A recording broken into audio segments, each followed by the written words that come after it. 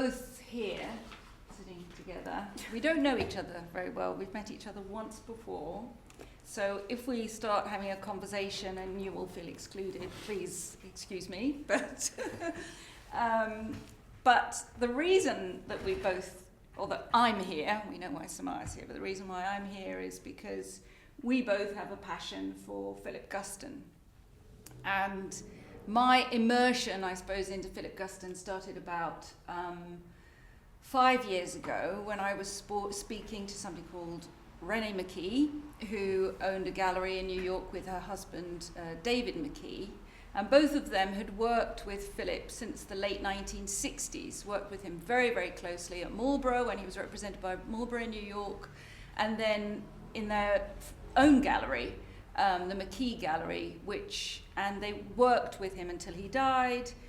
Probably they knew him through that period, probably better, not more better, but than perhaps anybody else, than his family, and they were, in my conversation with Renee, we realised that there was no retrospective book on Philip Guston in print, which seemed to me absolutely crazy. So she said, right, let's do it. So she introduced me to Philip's daughter, Musa, and over the last 5 years, we have been making this book together. So as Max said, I commissioned Rob Storr to write an essay, and I also found in his studio, Philip was an amazing talker, and I will stop in a minute and read some of his words because they're so much better than mine. He did fantastic talks about his own paintings and about other artists who influenced him. And I found carousels of slides of the talks, some of the talks that he'd given, and tried to, they were in a complete jumble after he died, but I tried to piece them all together and reproduce some of the talks that he gave with what I imagined he was showing at the time on the screen. And in addition to that, I've also made this chronology, so going through all his photographs, letters with poets and writers, and making a chronology of his life, work, career, and so these will all appear in the book. And that's how I became immersed in Guston. How about you? So I discovered Guston towards the end of my degree, and it was time to write a dissertation as well as produce work for the final year show, which if you've done an art degree, kind of nothing matters until the final year, which seems quite strange, but suddenly all this pressure's put on it and you need to do a dissertation. And I kind of stopped wanting to paint because I was doing a fine art painting degree, and so I was doing a lot of drawing from life, and I think I found, I'm not quite sure what the first thing was that I found, but he just seemed to appear when I needed him, because he did a lot of drawing before painting, didn't he? I remember after a big exhibition, he would suddenly have to do a lot of drawing to get to the next stage. So I found him and kind of looked at all his work at that point, and I used it to write my dissertation, and I think kind of as the next stage, departing from education. And and it was quite monumental. And also it was quite strange for me because the entire time on my degree, I had always written my essays about strictly women, and that wasn't something I was conscious of until my dissertation. So I started thinking, oh God, I want to write something about a man, but he seemed so meaningful, and I got lost. To discover the similarities and the differences between you, I thought that it might be interesting to start with the basics about, I might talk a little bit about whether Philip came from a family that was interested in art or not, and also who he was influenced by. And then I thought we talked about a specific essay when we met, and I thought I might read some of the things that Philip wrote and talked about, and perhaps we could have a discussion and see whether you feel the same as he felt, or whether you understand what he means, talking about. And Philip, was born in 1913 in Canada. He moved to LA as a small boy. His parents didn't really know anything about art, but he loved comics and cartoons, and his father died when he was a very young boy. And he was a great drawer, he loved drawing, and his mother paid for a correspondence course in cartooning for him. And after he'd done the cartooning course, he entered a competition, won the first prize, and his drawing was reproduced in the LA Times. And that was him kind of set, right? He was going to, drawing was a very important thing. And I was wondering whether, do you come from other artists in your family, or? Yeah, so when I was growing up, my mum was an artist, and I have to say, like, a distinct memory is probably her taking me to, because she had me when she was quite young, so one day I think she couldn't find childcare, and she took me with her to her degree, I think it was her BA at the time, and I got to join in with the classes, which for I think I must have been about 8 or 9, quite young, and so it's quite a luxury. And then also my mum's parents and whole family are quite artistic, and her dad is an architect and like a geometrist, so he used to do a lot of drawing with me. So always from a young age, people were kind of encouraging me to sit down and draw and taking me to exhibitions, which is a big luxury. So you did? You went a lot to exhibitions? Yeah, to a lot. Yeah. Like my grandparents would take me to the V&A a lot. That was their favourite. And then I remember learning about the Egyptians at school and being like to my grandparents, can you take me to find this museum that they took us to at school? And they were like, we don't know which one. So my grandpa just took me to all of them, like hoping one would be the right place. But yeah. And is there anything that stands out, as a child going around museums, any experience that you remember that consolidated your...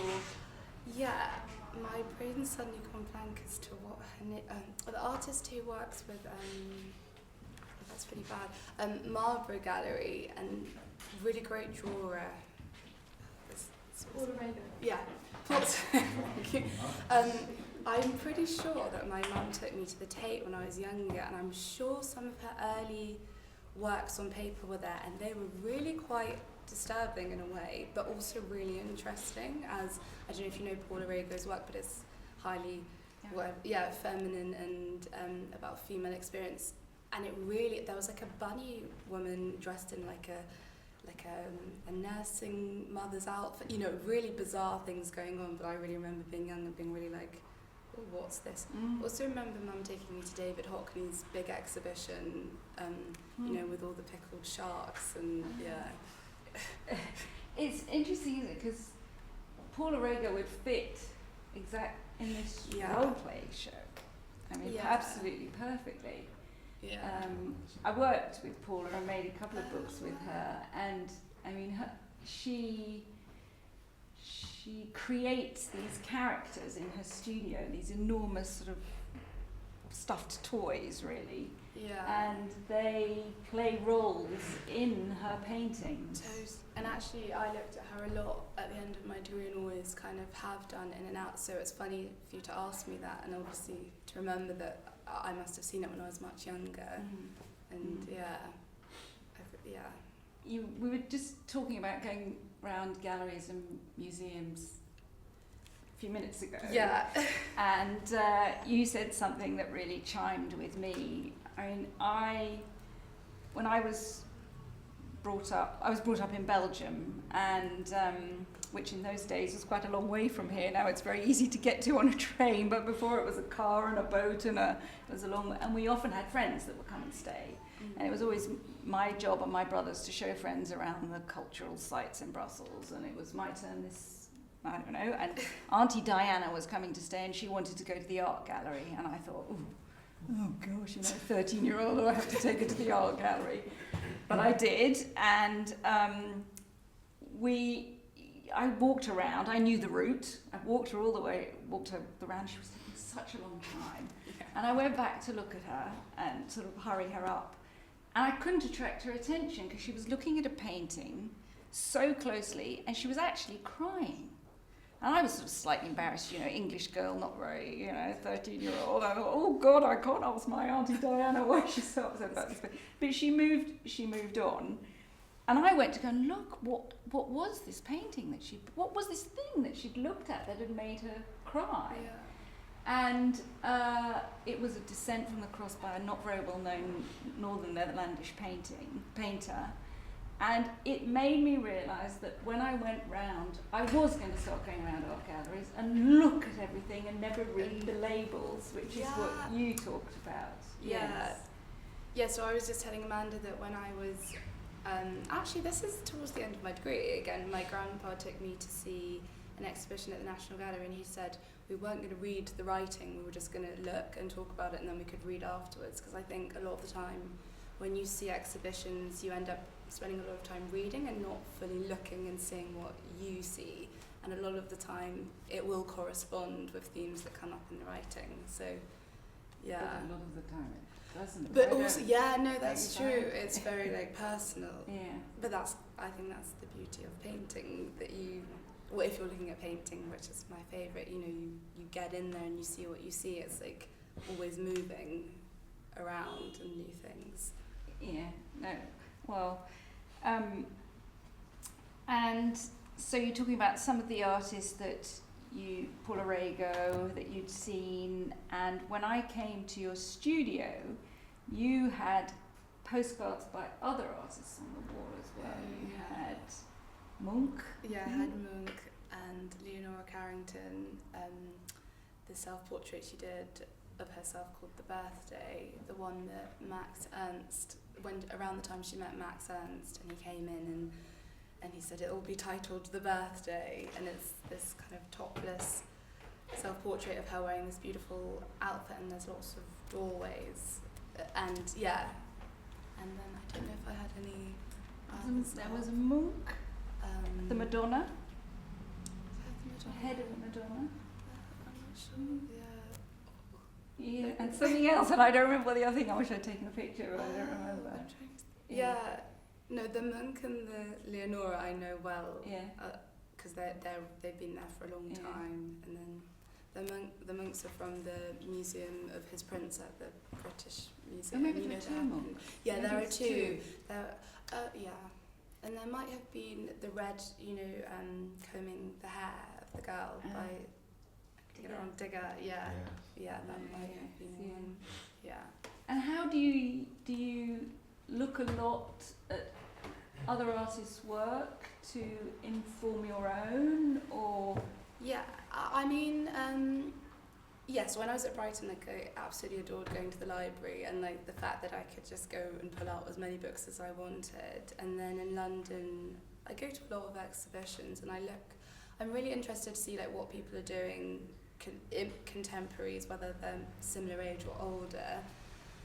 But I would say I'm not perhaps so well versed in that. I know lots of different arts throughout history, but I've always had quite specific things that I'm drawn to, and then I'll look at their work over and over again, rather than, I know I talk with my partner about art, and I think he has a much broader understanding of art, whereas I feel I can be a bit more, I find someone and I love them and I want to go through every single thing they've ever produced, and so it could be more so you've limited. become quite focused on somebody. Very focused. Yes. And I always loved, I think this is probably what relates to Philip Guston, I always found a lot of joy trying to make art and looking back through the process that someone's gone through, how they've got to where they are. And I think a lot of the art I like, the artists have never, one style hasn't dictated the course of their artwork. It's very much been consistently progressing and finding new things out about the world, and it changes the work, even though you can see a strong sense of them throughout the work.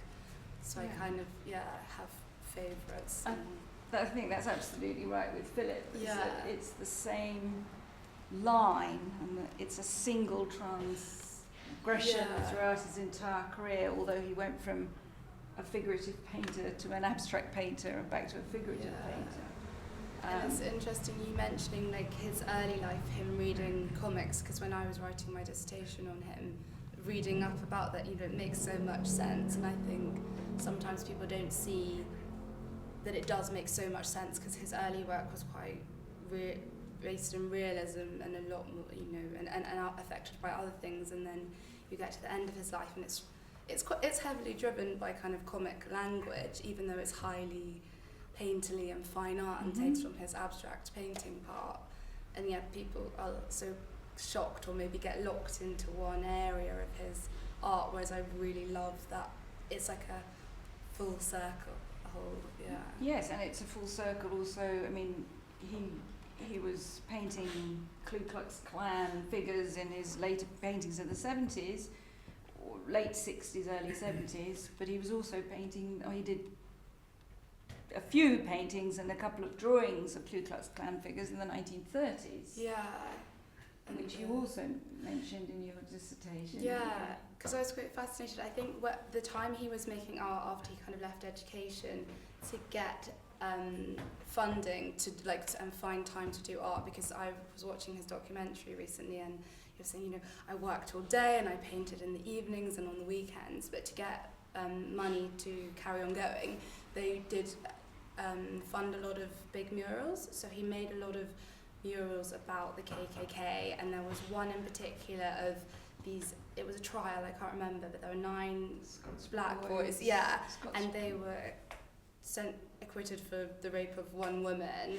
But anyway, he made this huge mural of the KKK whipping and beating this black guy, and they actually came in and shot through the eyes of the boys and stabbed through it with these big. And I think maybe I related to him in the sense that him being Jewish just after World War II and seeing this, I think it's a sense of othering similar and kind of relating to it. And there's a curiosity, because obviously I think it was still going on a lot around. Yes. I don't know. Oh yeah. Yeah, I mean, I think he was very conflicted and confused about his identity, is my guess at that time. So in the 1930s, yes, he was Jewish. He was born Philip Goldstein, and he changed his name to Guston. Which I actually only found out much later on, and that was quite fascinating. And in fact, some of his early paintings that he'd signed Goldstein, he erased his name and re-signed them Guston. And I'm not sure how he ever really lived with himself. I think he found that very difficult to live with, which is understandable. But yes, I mean, it's difficult to imagine what it must have been like then to be Jewish in the 1930s. No. And, how was he perceived by other people? And he obviously felt strongly enough that he wanted to change his name. Yeah. And for me, that's quite interesting, because actually I know a lot of people my age who might have, say, one of my middle names is an African name that my grandma gave me, and I have friends and even relatives that their first name will be an African name. And actually I was having this conversation with people last night, you'll change your name because they'll see it on paper and they'll immediately think, oh, I know where you're from. Say you're applying for a job, no, not interested. And I sense it's a similar kind of relates to... So you feel that your name is encouraging people to pigeonhole you into... Possibly, yeah. I think so, because, I think Jewish names they can be very specific. People know, and the same with an African name, it comes from a particular... And is that a problem for you? Not for me, but I can see how in wanting to find a place for yourself in society and not feel like you're missing out on things, or people aren't just seeing that one side of you, that you might alter it slightly so that you feel like you fit in a little bit more. To take Guston and Goldstein, he's keeping a little bit of something that was there, but kind of just being like, maybe it's my right whether I decide if you know that about me or not. Yeah. I was always hoping I might find something that he'd written and where he was trying out different names. How did he come? Where did that come from? I don't know. I was always intrigued to know where the name came from. It was also he changed his name the year just before he got married. Yeah. And I do wonder whether he was nervous about the reaction of his future father-in-law. That could definitely be. I think. Yeah, that makes a lot of sense. Quite likely. Yeah.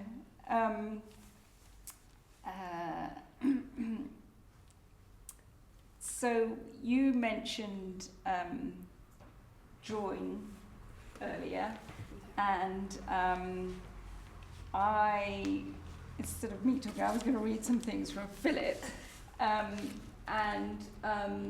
It would be interesting to know, perhaps if I read what Philip wrote about drawing, and then we can learn whether that's the same process as you, or whether you do things different. Is drawing something that stands on its own for you, or is it a way of a sort of thinking process to help you make a composition, or... And so, if you don't mind, I'm just going to read them very, very short. So he wrote this, he said this in 1974. In the early 50s, I became very involved in discovering painting as you paint. And this was pretty constant with me over the years. Now, in the last 6 to 8 years of painting, so from the late 60s to the early 70s, I felt like reversing the process. I made drawings for weeks before I started to paint. I wasn't so much drawing the composition, but the forms, the subject content of it, the images. I saw the picture in my mind, or in drawings that I'd made before I painted, and the painting usually went very fast with very few changes. It was fascinating to me to do that, but not exclusively so either. I think that what I've done, I hope, is widen my range. I still will start paintings without drawings and very little preconception. I know I'm going to have a man lying in bed. I know I'm not going to have 3 elephants walking in there. I know roughly what I'm going to do, but I'll start and just plunge in and paint and keep changing the areas that need changes. So I do both. So, do you draw? Yes. I draw a lot, and I went and studied at the Royal Drawing School and the reason that I feel like I came to drawing through a more thoughtful way, in that I've always drawn as a child and throughout life, was that I was trying to make paintings, and I realised that to have a certain level of freedom in painting, I'd need to know what it was I was going to paint and know it well enough, so I had to be able to draw it first, because drawing is more forgiving than painting is, because it's more immediate and, I don't know.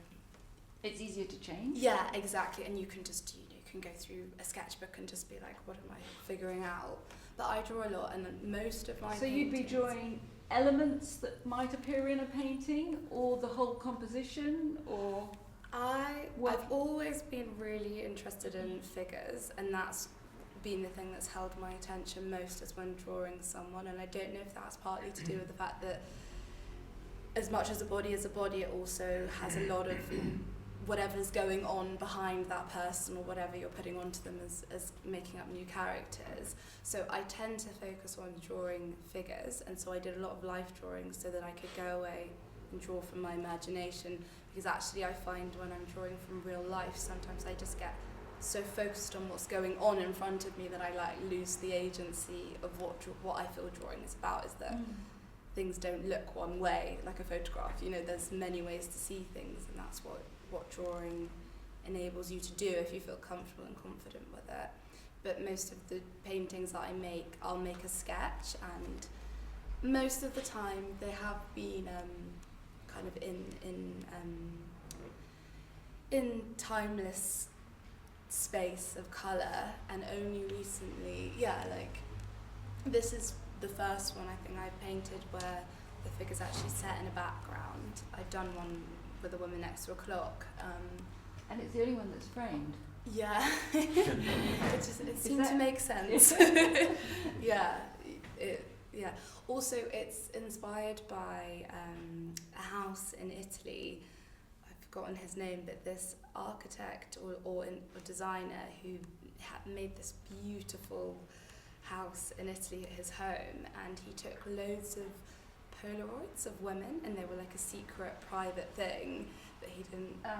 Do you know who I'm talking about? Yeah. Yeah, there were, yes, in Turin. Designer. Carlo Molli. Yes, yeah, that's it. Yeah, Carlo Molli. And that relates to that, so perhaps the frame relates to, Interesting. Yeah. I realise that. Yeah. And people ask me so often, is that Philip? Is Philip drawing himself? And he said they were him. Those characters were him. Is it you always in the picture? Well, initially they started off as the work came from me drawing myself, and then in the same way I kind of used life drawing, as in I'd go and draw lots of bodies and I knew how they worked, and then I'd just draw based on what I remembered. Maybe in a way they're me, they're different versions of me, but then me directly thinking of them as myself, I feel like I've departed from that. And they're quite like subconscious beings. Like I never really over-process what I'm going to draw. Like you're saying about Guston saying, I know he's going to be in bed. You know, like I was thinking earlier, I bought myself some white tights. I was like, I could do a drawing of a woman. She's going to, you know, it's that kind of thing. Yeah. But I don't try to overthink the meaning and value behind it all too much whilst I'm doing it, maybe afterwards. But yeah, I think there's a bit of me. Well, there's definitely partly me in there. Yes. Yes, I mean, Philip's slightly contradictory, like we all are, Yeah. you know, whether it's actually him or not, but he does categorically say in here that they are him. Yeah. And I think it's sort of, you know, here in this wonderful 1967, is it, drawing? 69. The 69 drawing, of course, yeah. Two guys with sheets on, looking through the holes in, you know, the sheet, both smoking cigarettes. One is painting the other. I mean, it's got to be somehow. Yeah, you've got, he's... Yeah. Yeah. But I always like that wasn't because when you're thinking about the hood, and I guess a lot of people think, like, what's he doing and why would you do that? I think I read something or watched something about him saying, you know, it could be anyone under the hood, and that you, as much as it is him, and people often say that to me, you know, are they you, but they quite equally could be the same person, but lots of versions of the same person. I don't know. Yeah. I wonder whether are these him? Friends? I don't think so. I think they're also characters that they're figures that he pulls out. Sometimes see different figures that have a similarity, similar to the way in which Samaya's, you know, making these figures that are her but aren't her. They don't really, from looking at him, I've met him in person, they don't look like, they definitely don't look like him. So I think the day you see him in a suit would also be quite interesting. Oh, really? Yeah.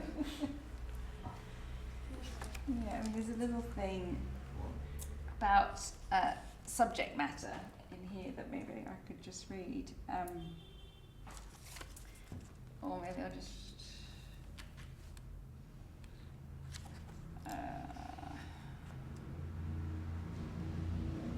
I live out of town, and driving down to New York City, I go down the West Side Highway.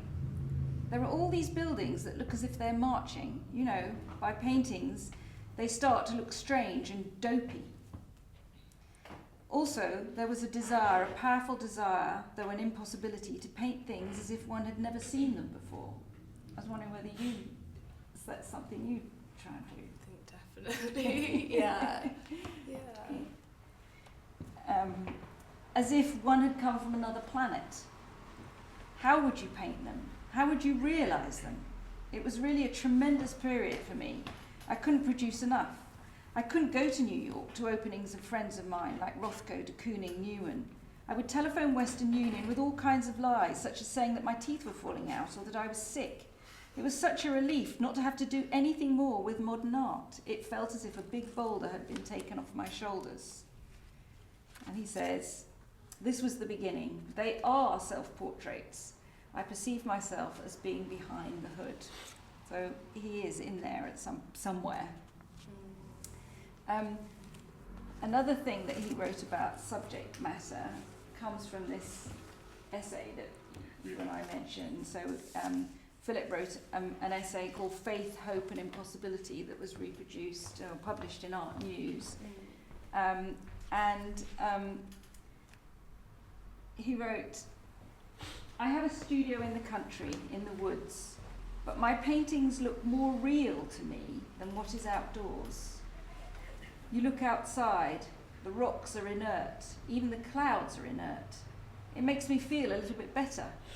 But I do have faith that it is possible to make a living thing, not a diagram of what I have been thinking, to posit with paint something living, something that changes every day.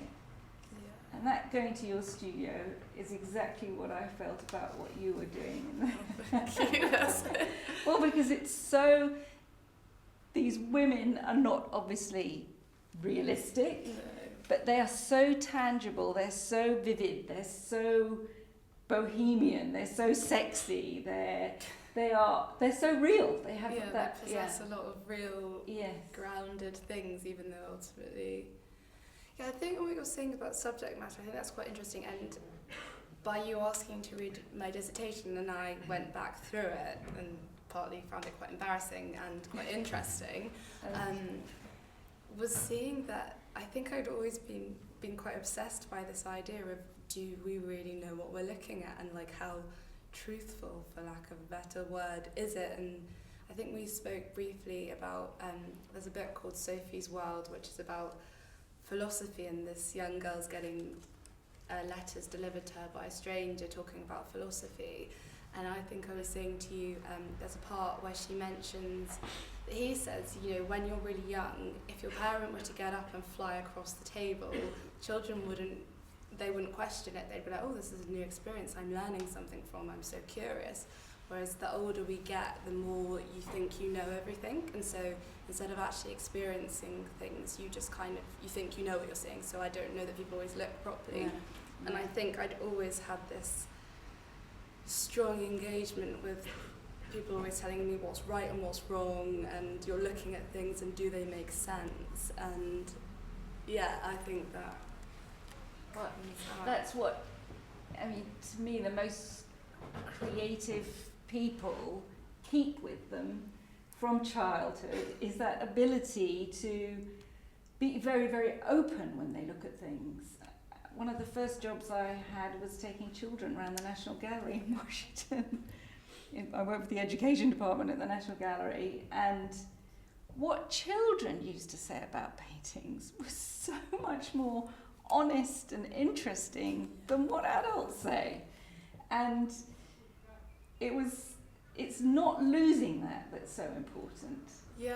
And Philip talks about unlearning everything that we've learned, or that we learn as we grow up. I think that, well, then I don't know, because obviously I never could have spoken to him or known what he thought, but this idea that from such an early point in his art career, you know, making paintings about the KKK and then becoming the subject visually of that, and then for me it's the same, you know, saying I think people don't say what they really think because they're worried that it's going to be wrong, or it's going to embarrass them, or it's going to like highlight some part of the persona that they've tried to hide away. Yeah.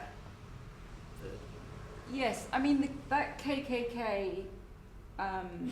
It was one fresco panel. It was a portable panel. I believe Siqueiros was in Los Angeles at the time that Philip was there, and he was teaching. He gave these mural classes, fresco classes, to a group of artists, and I believe that Philip went to those classes. Yeah.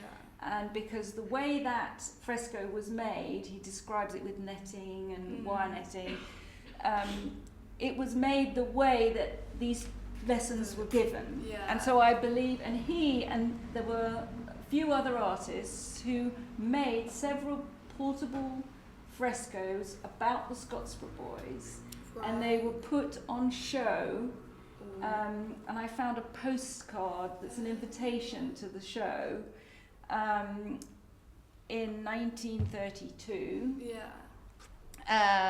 They were actually put on show in February 1933, and yes, the red, and so they were all about this court case, so the Scotsboro Boys, and the Red Squad, that was a very right-wing faction of the Los Angeles police, came in, took the frescoes off the wall, these portable panels, and smashed them all.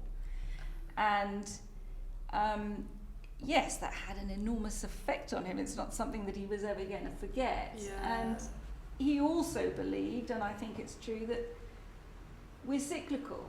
I mean, we do so often Repeat. go back Yeah. to where we, A part of you's, yeah. all those fundamental There's things. like, well, I mentioned it in my dissertation, you know, the Crazy Cat comics. I can't remember the guy, but when Philip was younger, he used to read these comics called Crazy Cat, and actually a lot of scenes in the comics do pop up, I think, in the later works. You know, there's like tons of arms and keyholes, and Yeah. like, I think that's really interesting. And actually, if I'm not sure if I'm right, but the author of the comics, I think he was a black guy. I'm not sure if that might be wrong. George Harriman. Do you know? Or maybe I've got that wrong. I'm not sure, I but don't yeah, know. it might be. I don't know. Yeah. I don't know. Did he do Crazy Cat? George Harriman? Yeah, it is George. Yeah. Yeah, I don't I'll know. have to check that. Yes, that's interesting. But yeah. Yeah, maybe, I don't know, but you're absolutely right. Sometimes the cat is very often in a sort of very empty space, Yeah. other than these other strange objects, yeah. which is very Lake Guston. Yeah, yeah. Yeah, and the whole, yeah. Mm. Life's so cool. I mean, you're very young. Yes, I am. I'm wondering what you're going to come back to, or what you're going to go. Yeah. But it's funny because even I remember being at art school and I did a lot of portraits, and I mostly actually wanted to do portraits of women. And I was so insecure, as you are at that age. But When's this? When I was at art school, so Yeah. like from foundation, so how old are you at foundation? I must have been 19? Yeah, 19 to my like early 20s, still in my early 20s. But and I just got criticised for these paintings, and I just took it so to heart that I kind of, you know, you just, before you've even given anything a chance, you've just gone, oh, fuck it, like, you know, someone who knows nothing about me and doesn't really care is giving me too much input, and I'm going to listen. And then, like, looking back at what I had been wanting to do and, like, things that pop up, I can see now how kind of finding my own space to do it and not have to answer to anybody about why I want to do it, or whether or not my view is going to encompass their view, and whether they understand me or not matters. Because I think a lot of the time when I was at art school, a lot of the art that I learnt about, I didn't feel like I was part of it or I could see myself in it, but I still had to learn it. Yet conversations I'd have with tutors or people who want to engage with the work because they're supposed to or they're paid to, whatever reason, and they're just like, oh, you know, like they can't see themselves in that. That's the end of the, you know, The journey. yeah, Yes. which is a big shame. Yes. And So you're trying to redress that situation. I'm just being very selfish Yeah. and going to the studio and thinking about what do I care about and what do I want to do, and ultimately, like, what makes me happy. As much as that, I really love art history and I really love how people paint, and I love the whole process, and that's been a big thing to go and research into, you know, from Renaissance painting to contemporary colours that we have that they didn't have, to like mediums that you can put down.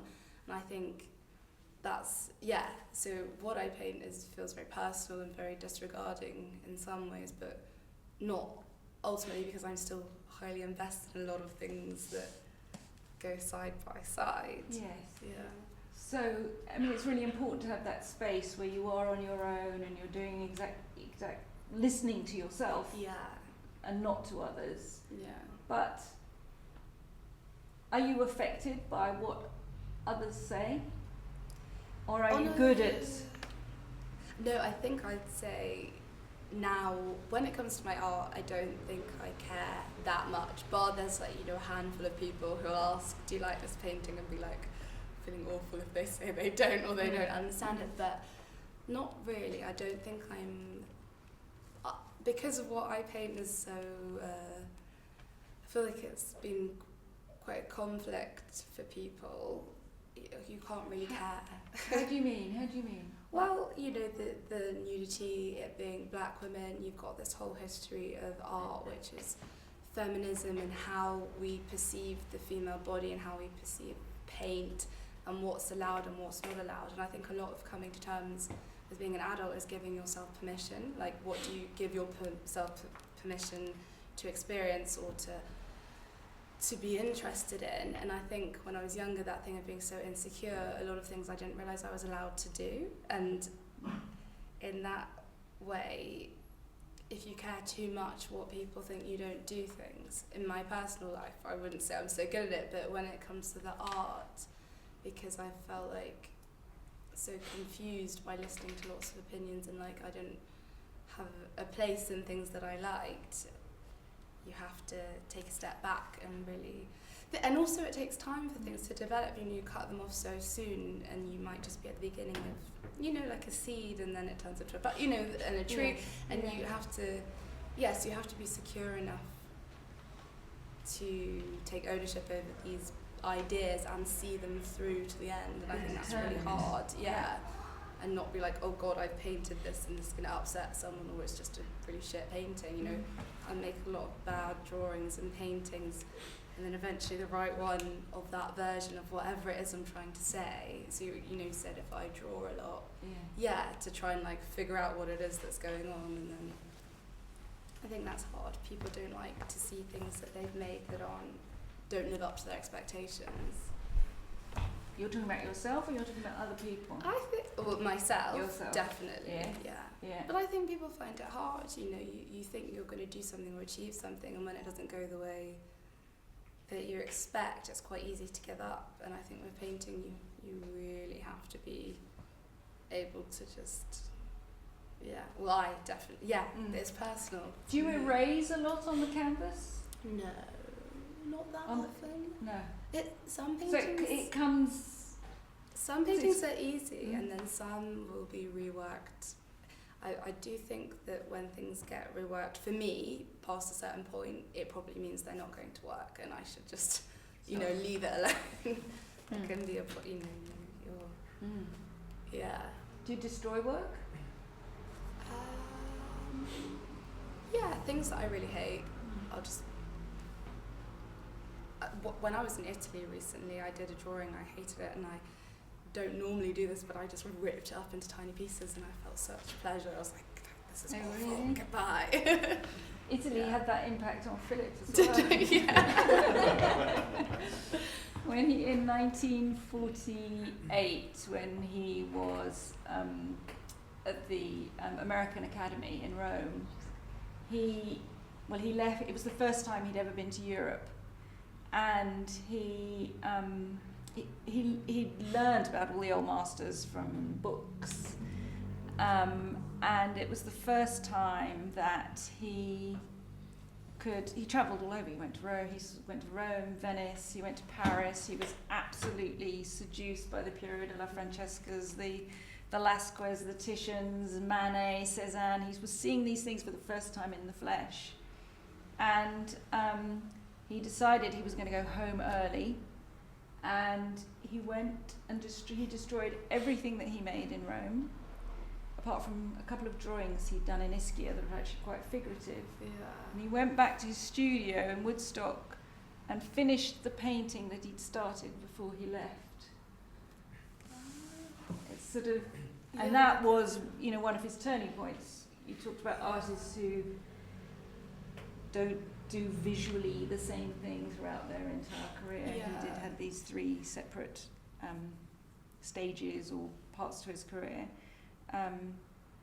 That was the turning point for him. So seeing all those figurative paintings in Europe made him an abstract painter, made him understand abstraction, and he became abstract after that. But I get that, because I really think, I might be wrong, but my personal opinion is to abstract something, you have to know it really well. And it's so, a lot of people say, oh, anyone could do that. But actually, to do it well, you kind of need to know the thing you're pulling apart really well to then go away and absolutely pull it apart. Yes, great things come through knowledge, not through ignorance. I mean, there are great artists who perhaps aren't trained, like Nick Chand and Bill Traylor, but most artists great artists come from incredible knowledge, not through not through an ability, not through ignorance. Interesting that, you know, when I was doing my degree, towards the end, I started going to London, because I did my degree in Brighton. I started coming back to London to go to the National Gallery, which at art school was really taboo, and everyone was like, oh, you know, who cares about Renaissance painting, and who, you know, whatever, we're in a different place now. And I just started going, but it's full of so much of kind of, it's really historical as much as that it follows what's been going on, through like a lens, and you've got to take that into account. But then, you know, you can go to the British Museum. But I just found it like a gold mine, and especially if you're wanting to think about how you paint today, and if you want to paint and you want people to see it, it does reflect the history of art that has existed before, beside, and will go on after you. And so why wouldn't you want to engage with it? Yeah, I mean, that's the key thing, isn't it? It's a luxury. How do you engage in that? How do you become part of Yeah. that discussion? Yeah. So what was the last show you saw that you liked? Or you The found last interesting? Oh god. Let me think. Oh yeah, you're right.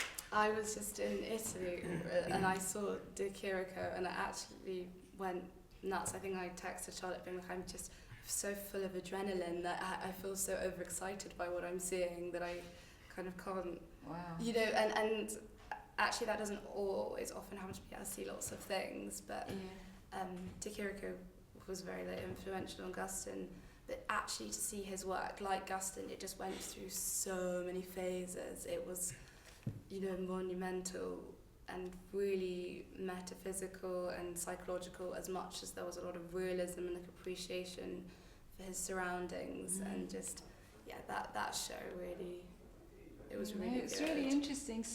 He is an artist's artist, De Chirico, isn't he? So many painters that I've known love De Chirico. I remember going to Ellsworth Kelly's, having lunch with him, and on the mantelpiece there was a little De Chirico. And so many artists are absolutely fascinated by him. And but he, in this art history story, he's not. No, he's not so well credited. Yeah. I wonder what that is that artists see. It's a big thing, isn't it? I think I was talking to Charlotte about this recently, you know, what makes an artist or a painter's painter, and there is this, it seems to be a thing that comes up. It's very often an artist that's sort of slightly out there on a tangent, isn't it? Probably because they're on a tangent. Like Morandi is another one that Yeah. all the artists like, whether it's Guston or, you know, but what's his position in the story of art? What contribution did he I guess make? maybe if you appreciate art but you're not making it, you're going to have different things that you're looking for. Whereas if you're making it, you need, like I had this experience where I painted this painting that I was really happy with, and it seemed to have like a bad chemical reaction on the surface. Like, nothing that over the top, but I was like, oh my god, what have I done? I don't know my materials. So I went to see my grandpa and I asked him, can you tell me what I should do? And he actually told me, not really, you know, it's trial and error. You need to go and look at what you like, and then you need to have experiences like this, and you won't do that again, and you'll think about what you're putting down. So I think someone like De Chirico, if you're making, you want to figure out what they're figuring out. You might go and look closely. It might be different to what people who don't want that part of the painting. I don't know. Where was the show? It was in Milan, in the palace. Palazzo Reale. Wish I'd seen that. Yeah. I don't know how long it's on for, but if Oh, anyone's it in could Milan, still be you on. should definitely go and see it. Yeah. That was a sponsored post. Also in Italy, they're not as, you know, in London, if you go to exhibitions, you get too close and they're like, get away. In Italy, they just... Touch of the painting. Yeah, no, you can, I'm like this. So, it's that's much good. more relaxed. It's nice.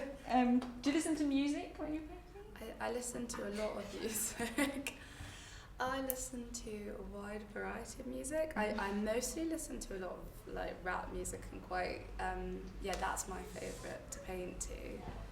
And Anybody in particular? So my first exhibition was titled after a Kodak Black lyric, which was Time Never Mattered.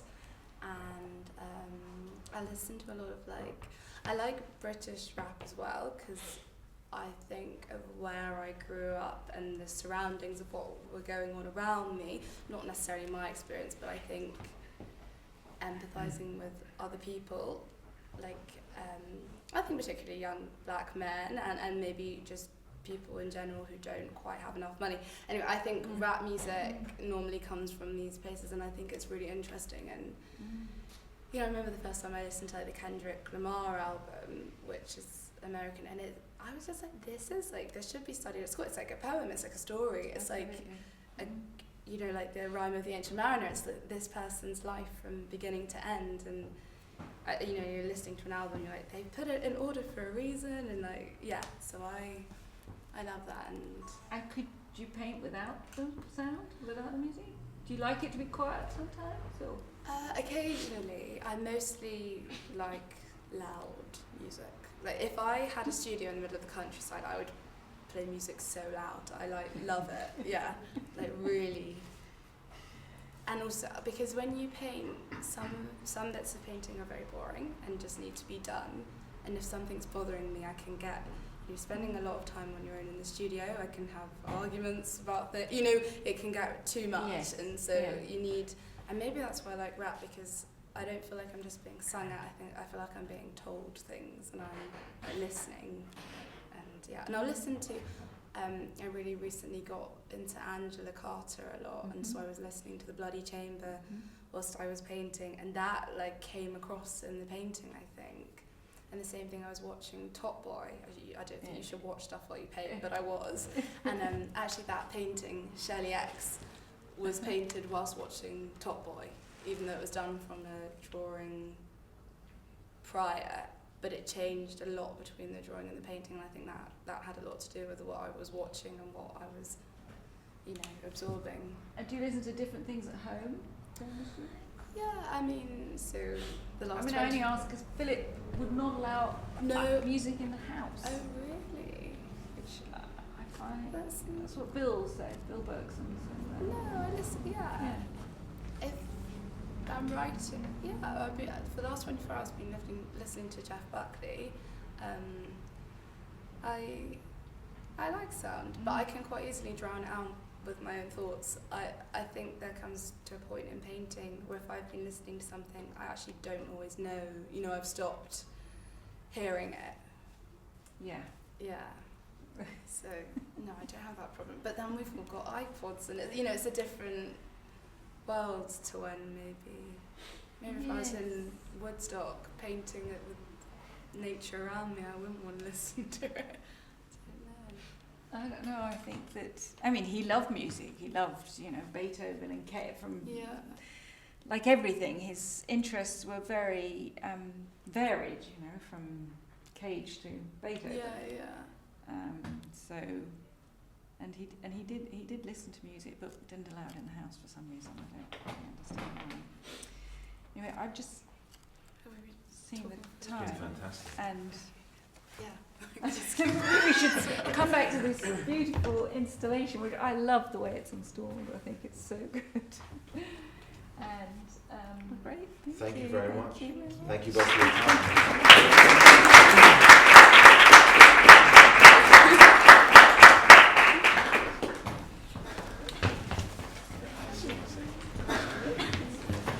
Amazing. Thank you. It's fantastic. I didn't know. Did you? No, I wouldn't even name the name. Just curious. No, you do.